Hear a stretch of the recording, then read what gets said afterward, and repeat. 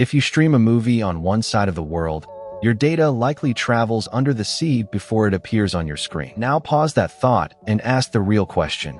How many of those paths can we actually reroute if a major landing zone slows or goes down? A lot of the panic around undersea cables is actually misunderstanding.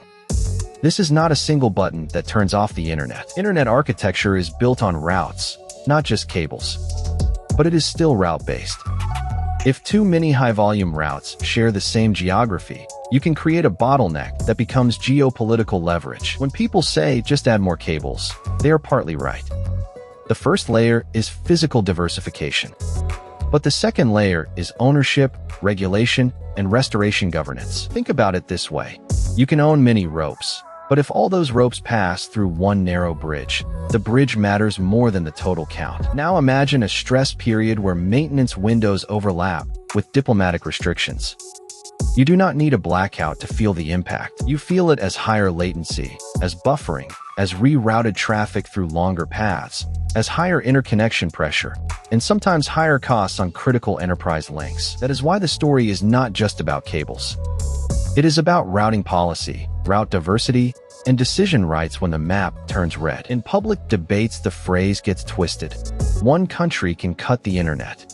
The precise statement is different. One country can increase pressure on routes that pass through that country. It can influence repair timing, security protocols, transit assumptions, and legal compliance conditions. If this were just fear-mongering, this video would be easy to dismiss. But this is where the story gets practical. The answer is infrastructure, not emotion. Countries and companies should treat critical links like this as strategic assets in national resilience plans. Redundancy, fast repair lanes, diversified landing rights, and transparency in stress scenarios. If you are making policy or building a startup, your best response is not to repeat dramatic headlines. Your best response is to audit your topology like a power grid. How fast can you reroute? And who controls the alternatives? For creators and everyday users, the lesson is equally simple. Digital life is resilient, but not infinite. Your safest internet is boringly engineered, not magically distributed. And if you remember one line, use this. Internet risk is mostly shared choke points, not a single catastrophic cut.